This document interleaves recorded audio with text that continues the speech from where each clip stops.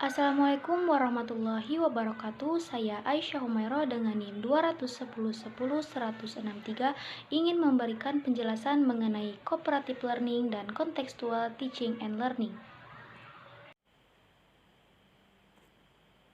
Yang pertama adalah pembahasan tentang cooperative learning. Poin yang pertama, pengertian pembelajaran cooperative learning. Terdapat beberapa pakar pendidikan yang mendefinisikan cooperative learning sebagai berikut. Yang pertama, menurut Salvin, ia berpendapat bahwasanya cooperative learning adalah suatu model pembelajaran yang mana sistem belajar dan bekerja dalam kelompok-kelompok kecil yang berjumlah 4-6 orang secara kolaboratif sehingga dapat merangsang atau memicu siswa agar lebih bersemangat dalam belajar. Kemudian pendapat yang kedua yaitu pendapat Anitelli. Cooperative learning adalah pembelajaran gotong royong yang mana sistem pembelajarannya memberi kesempatan peserta didik untuk bekerja sama dengan peserta lain dalam tugas-tugas yang terstruktur atau tugas yang telah ditentukan oleh sang pendidik. Kemudian pendapat yang terakhir yaitu pendapat Aziza. Menurutnya, cooperative learning merupakan strategi pembelajaran yang melibatkan siswa untuk bekerja secara kolaboratif dalam mencapai tujuannya. B. Prinsip pembelajaran cooperative learning. Terdapat 4 prinsip dalam pembelajaran cooperative learning. Yang pertama, ketergantungan positif. Keberhasilan suatu penyelesaian tugas dalam kelompok tentu sangat tergantung kepada usaha yang dilakukan oleh setiap anggota kelompoknya. Untuk menciptakan kelompok kerja yang efektif, setiap anggota kelompok masing-masing perlu membagi tugas sesuai dengan tujuan kelompoknya.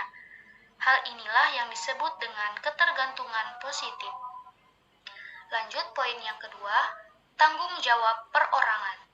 Setiap kelompok tentunya mempunyai tanggung jawab mereka masing-masing sesuai dengan tugas yang didapatkannya.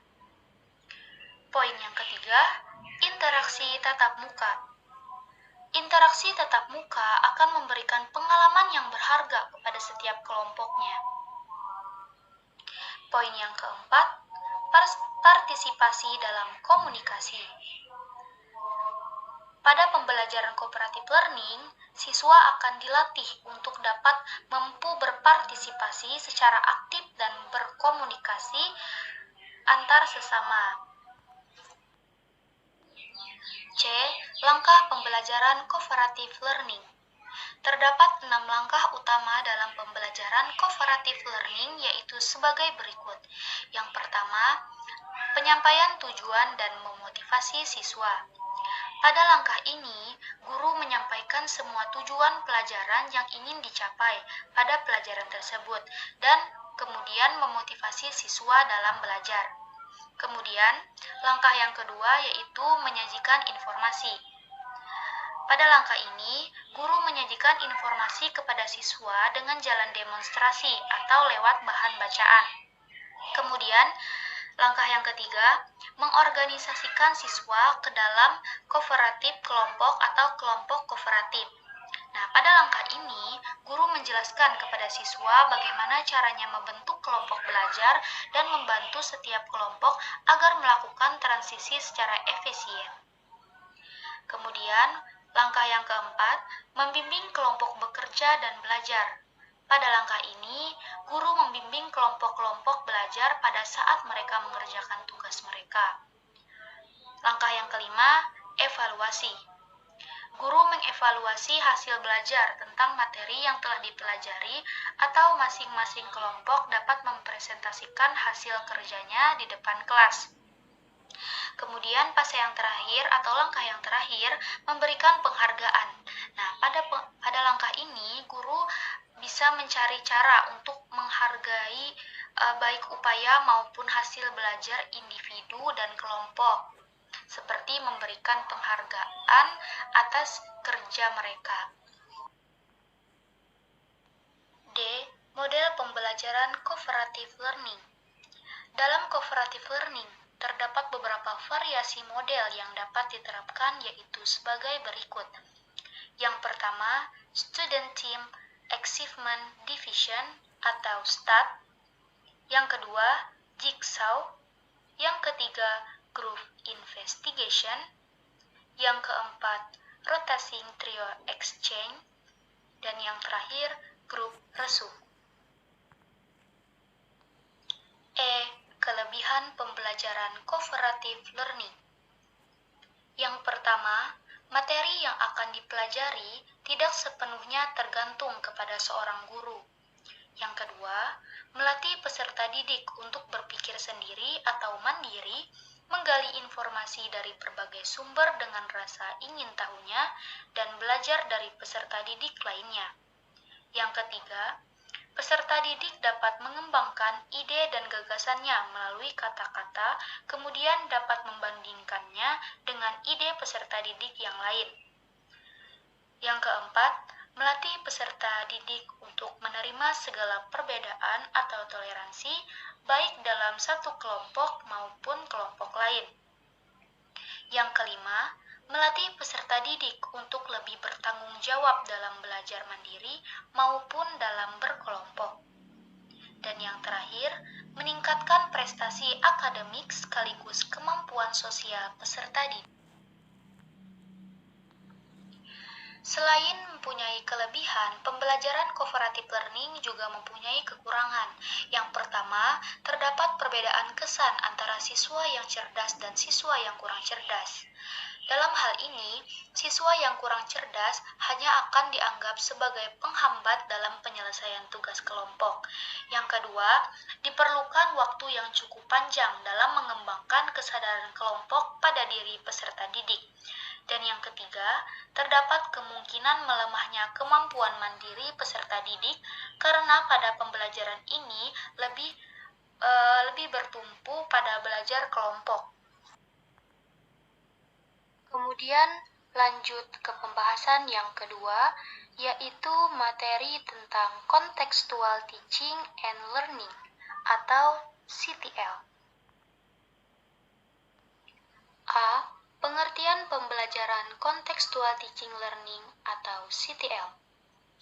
Menurut Elaine B. Johnson, Contextual Teaching and Learning atau CTL adalah sebuah proses pendidikan yang bertujuan untuk menolong para siswa untuk melihat makna dari dalam materi akademik yang mereka pelajari dengan cara menghubungkan subjek-subjek akademik yang mereka pelajari dengan konteks dalam kehidupan keseharian mereka, yaitu dengan konteks kepribadian, sosial, dan budaya mereka. B. Ciri-ciri pembelajaran Contextual Teaching and Learning. Yang pertama, berbasis masalah. Pembelajaran kontekstual dimulai dengan pemberian permasalahan nyata atau real problem. Yang kedua, penggunaan multi-konteks. Teori kognisi menyatakan bahwasanya pengetahuan itu tidak dapat dipisahkan dari perkembangan konteks baik fisik maupun sosial. Yang ketiga, mengembangkan keberagaman siswa. Keberadaan siswa dalam kelas itu beragam, baik pada hal nilai, sosial, maupun perspektifnya. Yang keempat, dorongan belajar mandiri. Pendidikan mempunyai tujuan jangka waktu yang panjang, yaitu menjadikan siswa agar mampu untuk belajar sepanjang hidupnya. Maka dari itu, diperlukan kemampuan untuk mempelajari, menganalisis, menggunakan informasi tanpa harus melalui bantuan atau bimbingan orang lain.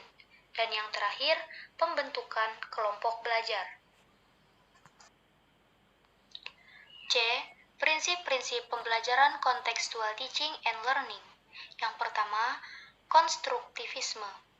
Dalam pandangan ini, strategi pembelajaran lebih ditekankan daripada hasil belajar, di mana pendidik diarahkan untuk fokus pada persiapan strategi, teknik, dan metode pengajaran. Yang kedua, inquiry. Pengetahuan dan keterampilan yang diperoleh siswa bukan merupakan dari hasil mengingat seperangkat fakta-fakta, akan tetapi Inquiry berpandangan bahwasanya itu dari hasil menemukan sendiri. Kemudian, questioning atau bertanya. Kegiatan ini sangat penting karena pendidik akan mengetahui tingkat pengetahuan sekaligus kemampuan peserta didik. Yang keempat, learning community atau masyarakat belajar.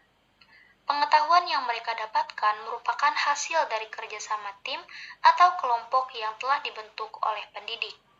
Kemudian, yang kelima, modeling atau pemodelan. Modeling atau pemodelan merupakan sebuah metode penyajian materi yang sesuai dengan model atau keterampilan tertentu. Biasanya digunakan untuk hal-hal yang bersifat praktis, yang mana membutuhkan contoh untuk disaksikan langsung oleh peserta didik dalam proses pembelajarannya. Dan yang terakhir, reflection. Reflection merupakan proses pengendapan pengalaman yang telah dipelajari dan dilakukan dengan cara mengurutkan atau menceritakan ulang kejadian-kejadian pembelajaran yang telah dilewatinya.